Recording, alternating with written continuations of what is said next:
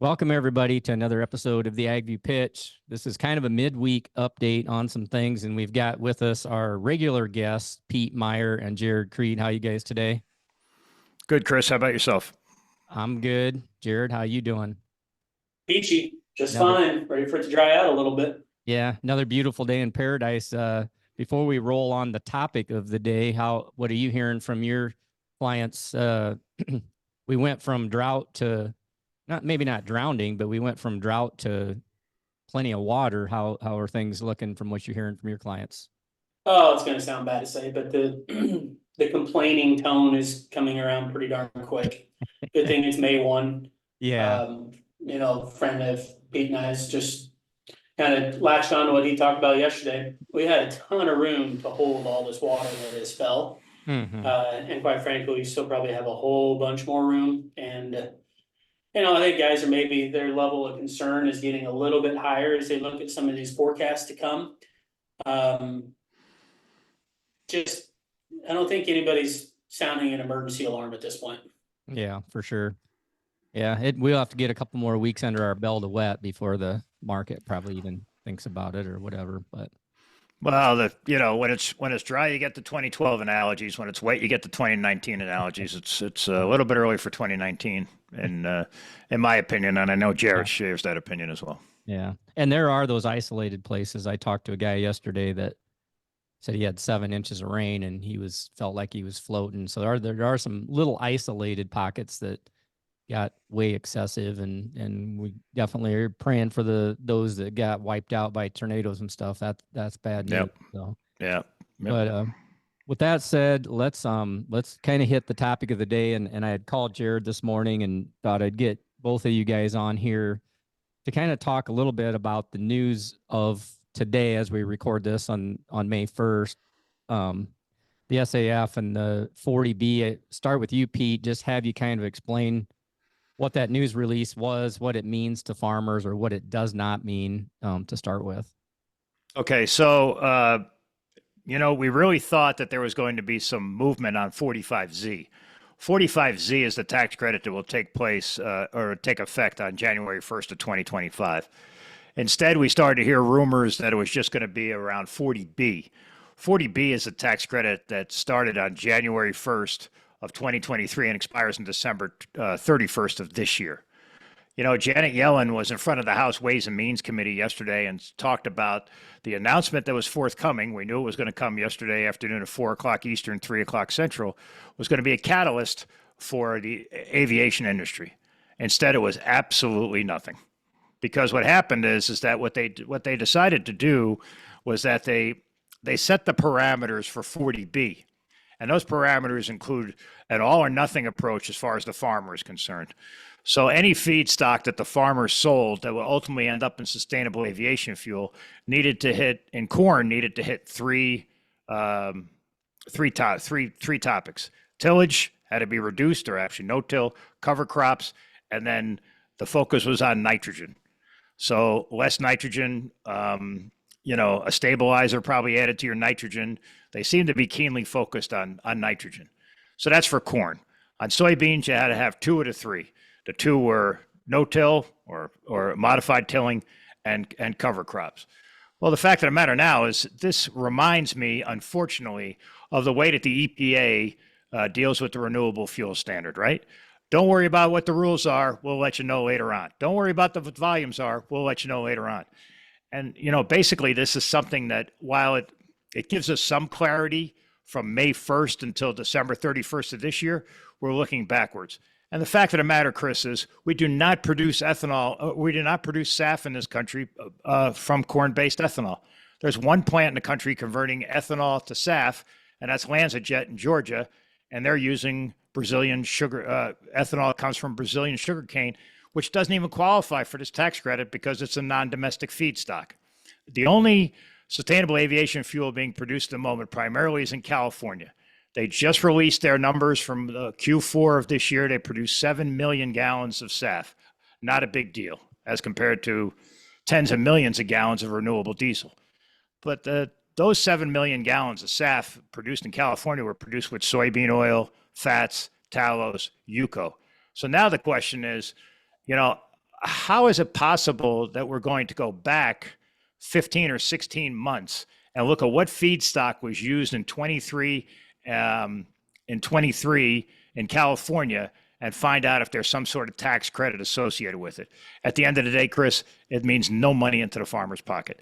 And we are no smarter about what's going to happen with the 45Z. The concern obviously is in the 40B, they bundled those practices together, right? 3 practices in corn, 2 practices in soybean. What we're hearing is that 45Z is going to be able to unbundle those, or will unbundle those practices, so you won't need all 3 to qualify. But 40B was all or nothing. You had to do everything by the book, and otherwise, you were not entitled to any sort of tax credit. And you can hear the rumblings now, Chris. Why is the government telling me how to farm? Yeah, well, and especially with any kind of a bundle of any sort, because you go from south to north, farming practices and the needs of what we have to do on the farm are so different that not sure the government makes the best decisions on our farms. Well, Jarod brought up a tremendous point this morning, right? Regarding the unbundling, how it won't work without unbundling. Fact of the matter is, Jarod has a client in Minnesota whose CI score goes up when he uses cover crops. So you have to unbundle it, right? As you suggest, it's not one size fits all. And the fact that they decided that this was going to be it, one size fits all. I get the focus on nitrogen, right? There's no question that everybody's keenly focused on nitrogen. I get that. So you're going to have to add a stabilizer or something, or whatever. Efficient use of fertilizer is the term they use. When you dig down into it, it looks like you're going to need a stabilizer on your nitrogen, so it doesn't go into the air and doesn't leach downstream. I get that somewhat, but bundling this stuff together in an all or nothing approach helps no one at this point. And besides the fact, like I said, we're dealing with something that's 16 months old again. Nobody can go back and change their practices. Yeah. Pete, on the unbundling or the lack thereof, it maybe doesn't completely derail the efforts from the 45Z, but it certainly slows it down. Obviously, on the amount of millions of acres of corn and soybeans that we grow in the U.S., I mean, it's a very minor fraction of how many acres are actually using cover crops today.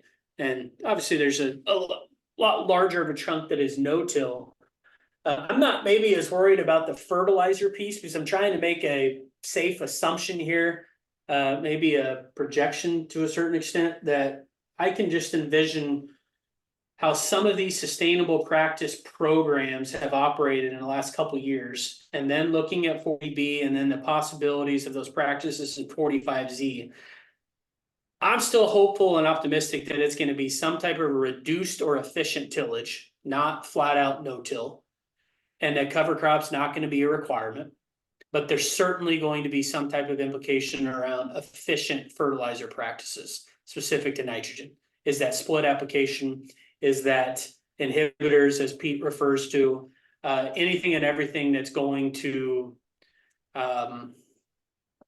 create less runoff? I mean, I was kind of astounded to dig into the weeds a little bit and look at some of the measurements involved in the GREET model of just how far after the production cycle the GREET model is calculating various impacts, such as the lifespan of vehicles that will ultimately use any type of sustainable fuel produced from sustainable practices.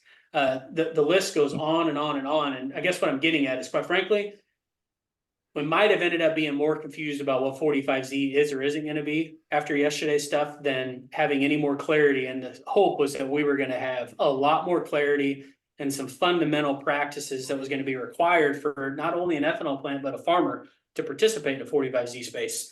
And I suppose, probably sounds bad to say, going into it, we wanted government intervention, and now I kind of regret ever saying that. Now it almost feels like we're more confused, but I don't think that the farmer has the right mindset to what Pete was brought up earlier. The farmer out with the pitchfork, the government's trying to tell me how to grow my crop. Nobody's trying to tell anybody how to grow any crop right now.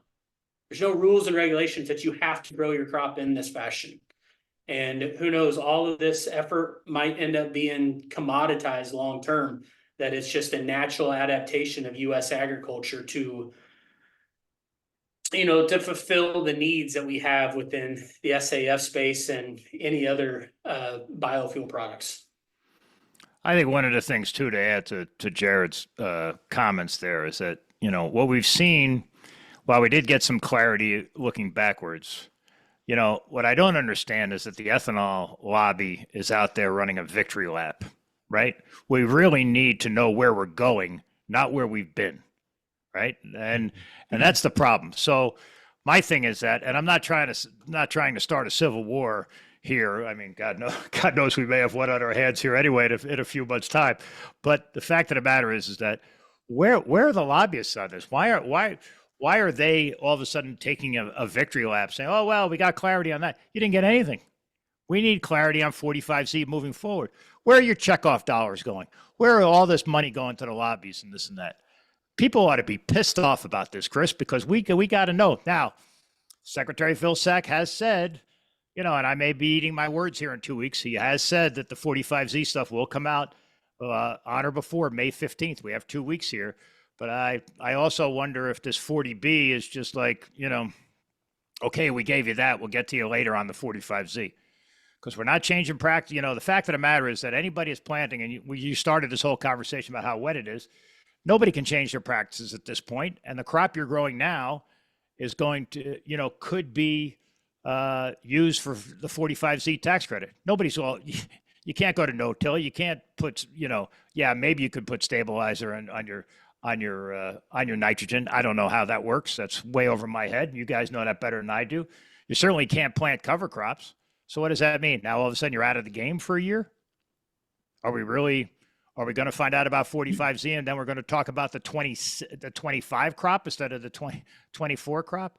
It's just nonsense. So my point here is that whoever was lobbying Washington to get the rules written and to provide us with a roadmap failed. Well, and the complexity of all this, I mean, just use the nitrogen example you're using. There's more than just a stabilizer. There's timing, there's rates, there's measurements on the front end partway through and the back end from the standpoint of the environmental conditions and everything that dictate how you feed the plant. So, I mean, how complicated this could be mind-boggling if you really dug into all of the applications that would be climate smart or whatever. And when I say that term, I want to bring that term up real quick. You hear a lot about, and in this election that's coming up, and Mr. Kennedy that's running now too, and his conversations about big ag and all this stuff. If you listen to the rhetoric there, and it's on all potential administrations where the climate smart agriculture thing is going to be a big deal, I think, on the consumer side of things. What's your take on that? Is that what this 45Z is trying to accomplish, is to meet all those needs, or is there more stuff coming? Anyone? I'll let you tackle that one, Pete.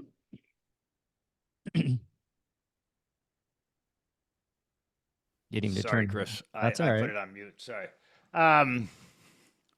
Look, the fact of the matter is that there are companies out there, including consumer packaging goods companies that Jarod and I work very closely with, that are very, very concerned about sustainability. There is pressure from the outside, from the consumer, to make sure that the goods they buy every day and that they complain about the price of every day are sustainable in some way, shape, or form, right? Mm-hmm. Jarod and I have a group, and we're putting this together, and we do have consumer packaging goods companies that are willing to pay farmers for sustainable practices. So yes, I think it is somewhat driven by the consumers, but you also have companies, whether it be an airline or a pork producer, for instance, that have ESG goals that have to be met, and the only way they can get there is with the farmer's help, with some sort of cooperation with the farmer. And, it's the only way they can get there to reduce their carbon footprint, whether you're in the ethanol business or the pork business. They need to create partnerships with farmers in order to achieve their goals. Is that fair, Jarod? I think it is. And what we've also experienced in the last couple of months going down this path there's a various level of seriousness to these CPG companies. There's very loose claims that our products are sustainably raised, and there's some by the book claims. And that probably needs to be shored up a little bit. And back to what I said before, unfortunately, that's probably going to come with some regulations that they have to meet certain standards within their emissions, somewhat tied to scope 3 emissions. And I think still leaves a lot of these CPGs in some uncertain times as well. What I would add is that there is enough interest from a variety of different CPGs about 45Z that for your listeners, Chris, they are concerned about their competitive advantage to originate grain in the competition of ethanol. And, stealing Pete's thunder here, all this stuff is maybe small baby steps towards domesticating the use of the US corn crop, because we're becoming less and less, creating less and less dependency on the rest of the world buying it from us, the raw product. Mm-hmm. So if all of these consumer packaged good companies are put to a certain standard and have to follow that standard, I guess what I'm getting at is maybe that goes hand in hand with what 45Z possibly creates in the ethanol space. But without any type of standardization there, you're going to have some CPG companies that could not care at all. They don't want to put any more money out into the industry that they don't have to. And you're going to have some who want to put that stamp on their product at the grocery store shelf for the consumer to pay more ultimately for something that they probably don't even understand what sustainably raised really even means. Mm-hmm. And then you pair that up with 45Z, it's like all of a sudden we're creating these 3 different buckets, but everybody's worried about originating corn against each other and to a certain extent soybeans. And, are we going to go down a path of creating various cash markets based upon an ideology that, Chris, my corn is better than your corn, so I deserve to get more, even though it's all priced off the same Chicago Mercantile Exchange? Mm-hmm. Yeah, that's definitely interesting. The 2-tier deal, and yeah, it's A interesting. bifurcated cash market would be a disaster. Yeah. So I think I probably shouldn't do this, Chris, but I'm going to mention this.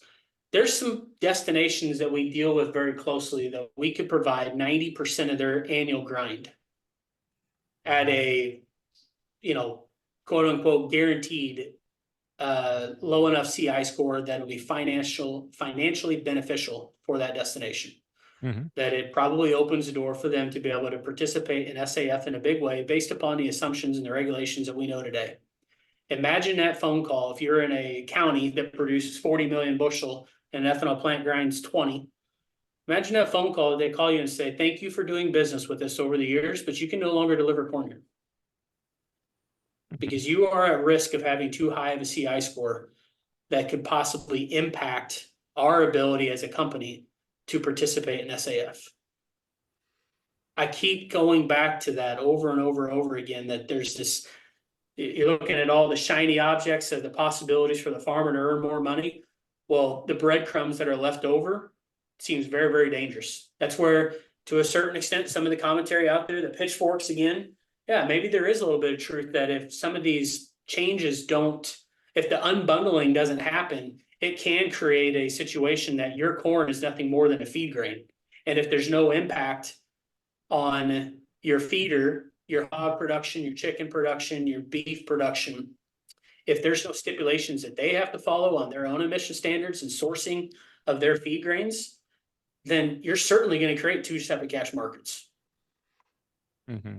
And that's the problem, right? It's not just ethanol, Chris. Like to Jared's point, when you look at hog production, 45% of a hog's carbon footprint is on the feed. So if a hog producer is serious about lowering his or her carbon footprint, they're going to have to bid for that. They're going to be in this bucket as well.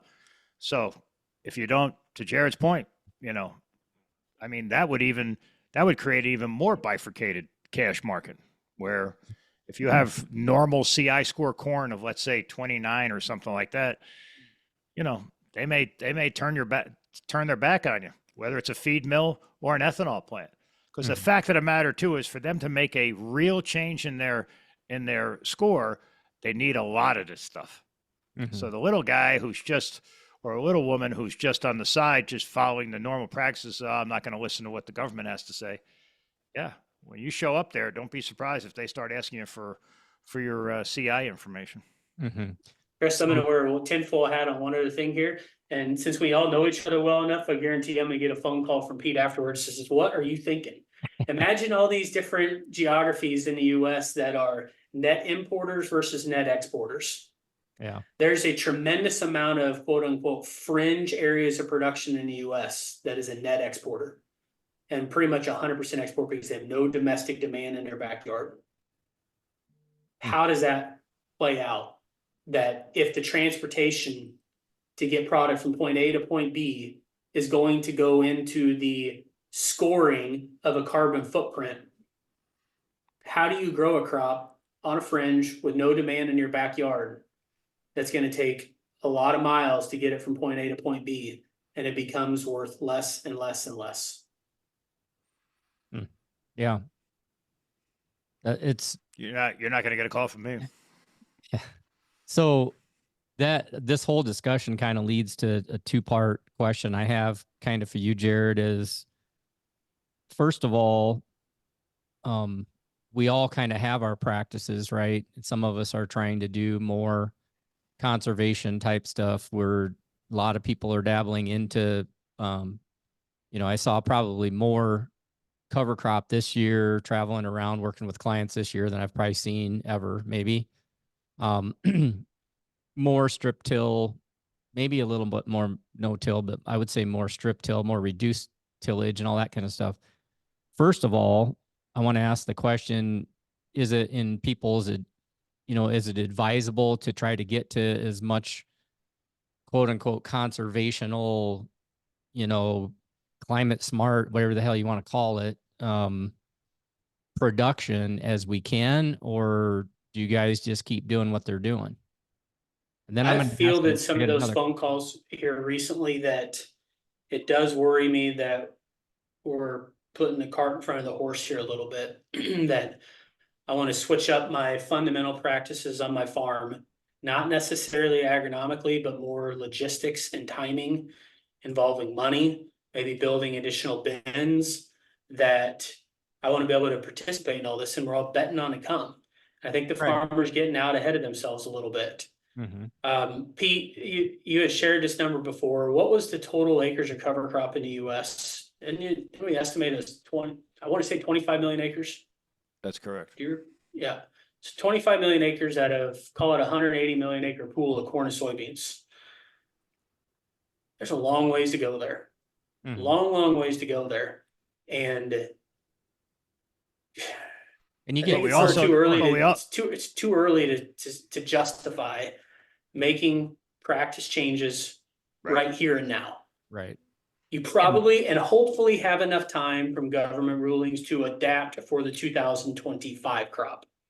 But I'm not going to go out and change my equipment and change my, am I going to go from conventional tillage to going to a strip till machine just because I think this is coming? Probably not. Mm-hmm. If corn was $7, you might, but not now. Yeah. The conversion comes with a learning curve, and the learning curve has a cost, and so does the equipment. That leads me to sort of a final question, and you guys probably got a couple more closing thoughts, but there's a lot of ways out there to go get your CI score. There's a lot of people who have it, think they have it. Some that do, some that don't really care yet at this point. What are your guys' 2 cents on that? Do we pay for it? Do we just go on the computer and do it ourselves and figure it out? Do we even need to do it? Where are your heads at on that? Okay, Let me throw in one thing here and have you follow up. I'll give you a pitch for what we got going on here. Just a second. Okay.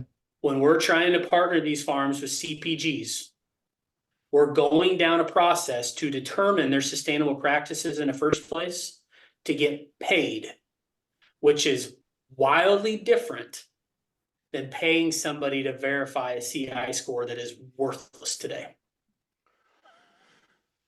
So, yeah. Go ahead. So Pete. I will say on the CI score thing, we don't know the rules, right? So and we hear people who are out there try to sell their wares and saying, "Oh, I can validate your CI score," and telling us that, "Oh, a CI score is a CI score is a CI score." To your point, Chris, you can go online and do it yourself, right? The second point, there is, when you start to talk about federal tax credits, there is so much liability here, right? So an ethanol plant, let's just say an ethanol plant, anywhere, all of a sudden they represent that their carbon footprint or the carbon intensity score of the ethanol that they produced is X. Guess what? The government's going to come in now. You're going to have Treasury involved. You're going to have the IRS involved. You're going to have the Department of Energy most likely involved. You're going to have the EPA involved. And they're going to have to withstand an audit. So if they falsely represent the CI score of their corn, the liability is enormous. So besides the fact that no ethanol plant that we have talked to has told us that they're going to accept third-party verification. They're going, because of the liability, they're going to want to see it themselves. They're going to want to get access to your John Deere Center, Field View, whatever it is. They're going to want that data, because when somebody comes knocking on their door with a badge and says, "I'm here from the government, I'm here to help," guess what? They're going to have to show. They're going to have to show that verification. It's not going to be, "Well, we contracted with ABC Group, and ABC Group said the CI score was 2 on Johnny Jones's 8,000 acres." Oops, sorry, we're going to have to see that data. So, as far as the CI score is concerned, you can kind of get a feel for it yourself. The Department of Energy has a calculator. There are calculators out there as well. But until such time, when we hear, and the market hears, I shouldn't just say we hear from either an ethanol company or a feed outfit that they're going to accept a third-party verification from company XYZ, there's no reason, in my opinion, to get your CI score verified, and certainly not spend any money on it. Jarod? I agree. I'm going to go back to what I said. There's easier ways of coming up with an estimate of your CI score and get paid in a process versus paying somebody to determine your CI score. No. Mm-hmm. So we've looked at the validation process, whether it be for the CPGs or the CI score, and Jarod can tell you, every time I raise my hand and say, "Boy, oh boy, that's a lot of liability in case something goes wrong here." Mm-hmm. And we've had people reach out to us, Chris, as well, to explore them being a independent third-party verifier. Not to cast any aspersions towards those people. Hey, entrepreneur spirit, something coming down the pipeline that they want to get involved, good for them. I just don't see that being widely adopted by your big five in the ethanol industry and your big soybean crushers to a certain extent as well. It seems like Pete had mentioned this before, that in a roundabout way, maybe this is best served at the level of the FSA office. Already going into the FSA to certify acres. Why not go in and certify what your practices are as well?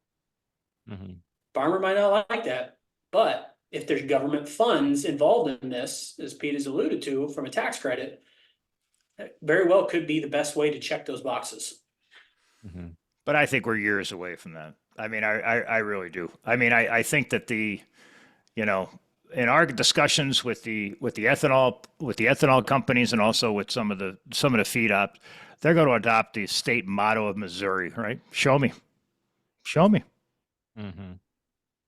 Interesting. Yeah, this is all good stuff. I think, like you said, it's just I think the lesson here is stay tuned, because we're going to eventually get smarter, whether it's May 15th or August 15th or who knows when, because it seems like it takes a while to get the information. But I think you guys have laid out some really good stuff.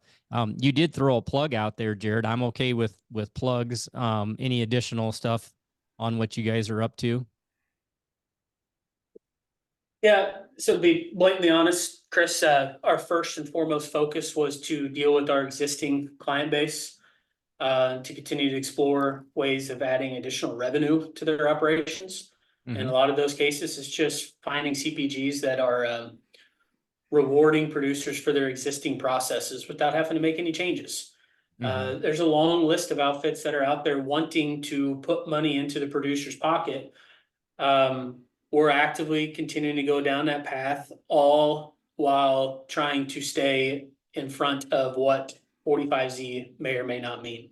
We've had a website up for a very short while, Chris. This isn't a gloat for us, but I mean, we've had this up and going for maybe 4 weeks.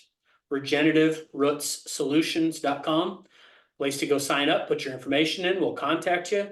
We'll start building that database so we can start collectively working with the ethanol plant, hopefully, rather than against.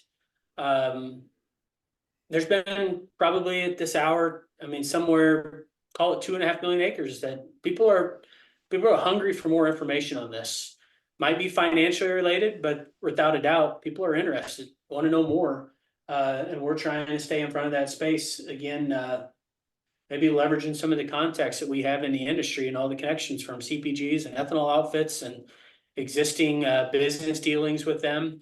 And not necessarily being a middleman, but first and foremost, again, trying to put more money into our existing clientele's pockets. Let me add 2 things to what Jarod just said. The first thing is that when people hear that we need access to your John Deere Center, let's say, to get your data out, literally that's a not very cumbersome process. It takes you 10 or 15 minutes. We pull the data out, we put it into our database. This way we have it when the CPG comes to us. The second point comes to us with a program, and most likely when an ethanol plant comes to us with a program as well. The second point, Chris, and you've been on the cutting edge of this for a long time. How many times do we hear, well, John Deere is collecting my data and my data is going into the cloud? Are they selling my data?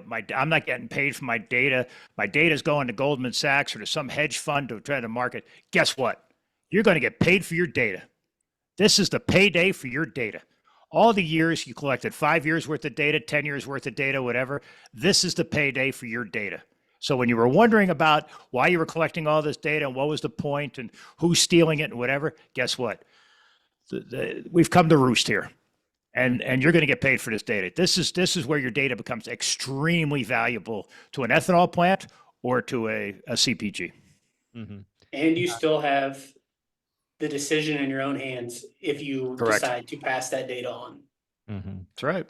Yeah. And that's all really good stuff. That's why I wanted you guys to touch on that, because I think the path you guys are on and the educational opportunities that you guys can present to a lot of producers, especially as we enter into this new realm of confusion and complexity, it's kind of the two hand to hand.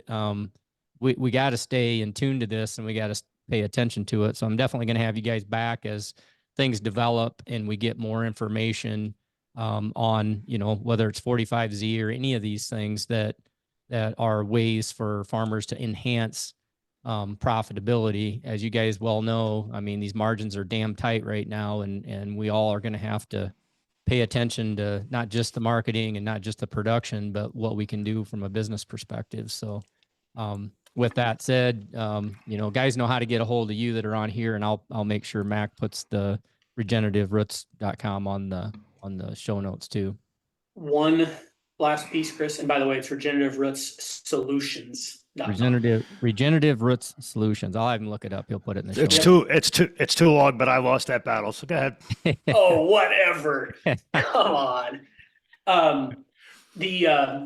I just want to advise all your listeners that we've talked with them enough and been in front of them enough that also be careful with what programs come to your doorstep.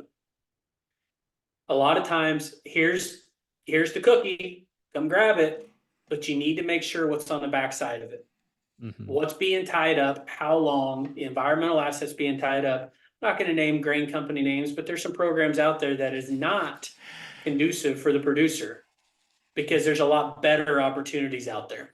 And so I think there's a wave of opportunists in this space that are saying, I'm willing to pay pennies on the dollar. The farmer has a habit of holding their hand out. You're going to give me what? Okay, yeah, I'll take that money. And then all of a sudden their environmental assets are tied up and they've handcuffed themselves from participating in better things financially for their farm. And to that point, both 45Z and the CPG programs that we're working on are 1-year commitments. And you're not committing to us, you're committing to the CPG. or you're committing to the government, right? And you can stack a CPG program on top of a government, let's say a long-term no-till program. You get involved in some of these carbon things, you're tied in there for 3 years or so. Yeah. And then what happens? So to Jared's point, don't be fooled by the first shiny thing that shows up at your door. Mm-hmm. Yeah, and it's just different by region too. It's Absolutely. every area is definitely different. So with that said, guys, I really appreciated any final things, anything that I didn't ask or anything you like, we should have talked about that, so that we don't hang up and then say, shit, we should have talked about that. No, Good? I've wasted it. I've wasted enough of your time, Chris. Maybe Jared has something salient to say. I don't. I'm good. All right. Hey guys, thanks a lot. Really appreciate it. And thanks everybody again on the AgView pitch here. We really appreciate you guys listening. And if you got other topics, things you would like us to be hitting on, or got questions for these guys, reach out and let us know, and we'll be in touch. With that said, thanks everybody. Catch you next time on the AgView pitch.